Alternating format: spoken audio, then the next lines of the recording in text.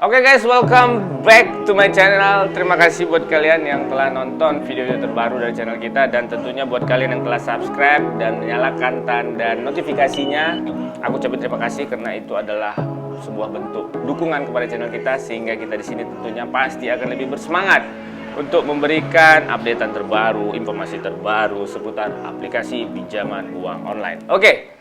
Seperti biasa kita di sini akan ngobrol-ngobrol, masih tetap ngobrol tentang seputar aplikasi pinjaman uang online beserta dinamika-dinamika yang akan terjadi di dalamnya, guys. Oke, lanjut ya. Memang permasalahan aplikasi pinjaman uang online hari ini memang masih terus menimbulkan permasalahannya. Apalagi efek pandemi COVID-19 yang sampai dengan hari ini memang masih menghantam seluruh sektor perekonomian sehingga banyak masyarakat yang hari ini kekurangan penghasilan sehingga banyak lapisan masyarakat, banyak golongan masyarakat yang menjatuhkan pilihan kepada aplikasi pinjaman uang online hanya sekedar untuk mendapatkan uang.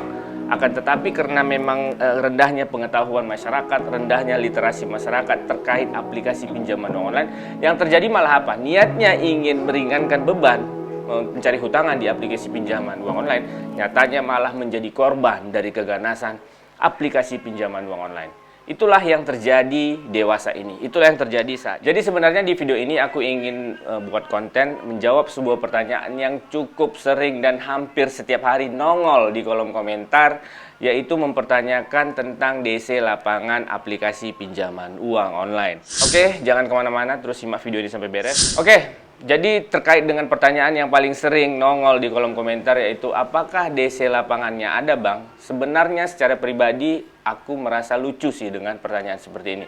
Bagaimana nggak lucu gitu? Soalnya gini, kita sudah melakukan pinjaman di aplikasi A gitu, katakanlah A, tapi tiba-tiba kita nggak mampu bayar untuk melakukan pembayaran pelunasan ataupun penyicilan, tetapi nggak mau didatangi si penagih hutang atau si debt collector aplikasi pinjaman uang online yang katanya akan datang ke rumah kita. Ini kan lucu gitu. Bagaimana nggak lucu? Kita udah ngutang, terus kita nggak mau didatangin, jadi mau dibiarin aja gitu kan? Nggak mungkin juga seperti itu. Jadi seolah-olah kita nggak bertanggung jawab dengan hutang yang telah kita lakukan di aplikasi tersebut. Jadi menurut pribadi, menurut saya alangkah lebih baiknya, lebih baik kita mempersiapkan diri kita, mempersiapkan mental kita, mempersiapkan pengetahuan kita. Bagaimana sih sebenarnya fase-fase atau langkah-langkah apa yang harus kita lakukan di saat kita berhadapan dengan aplikasi, maksudnya dengan si debt collector aplikasi pinjaman uang online tersebut. Sebenarnya semuanya sudah tertera jelas ya.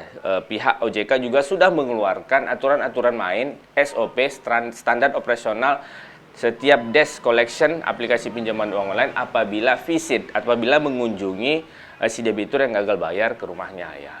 Yang pertama itu si pihak debt collector aplikasi pinjaman uang online tersebut harus mampu menunjukkan identitas.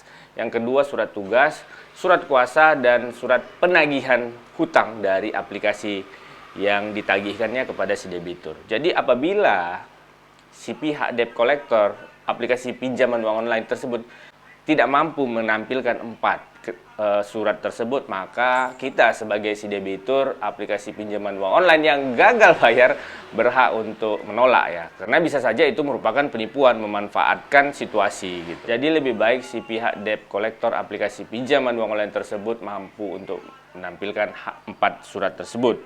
Jadi bagaimana seandainya si pihak debt collector aplikasi pinjaman uang online tersebut sudah hadir dan masih ngeyel untuk terus menagih padahal dia nggak mampu menunjukkan 4 surat tersebut, kalian berhak untuk menolak.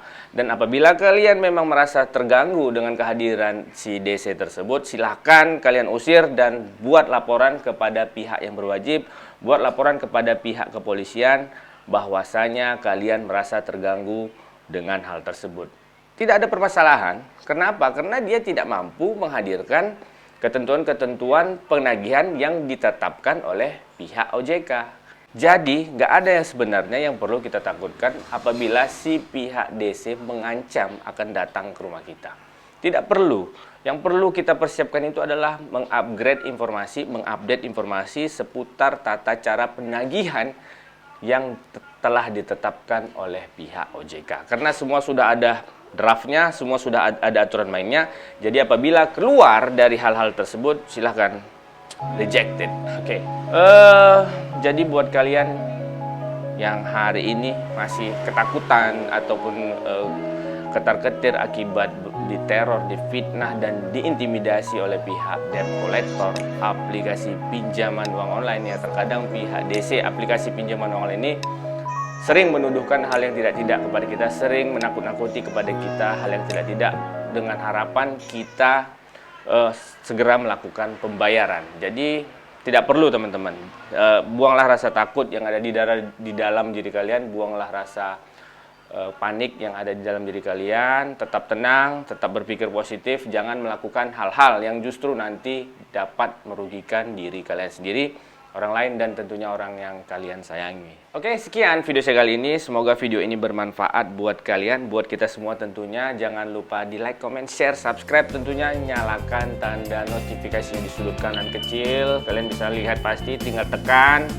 Maka berkembanglah channel ini. Terima kasih saya ucapkan. Assalamualaikum warahmatullahi wabarakatuh. Peace.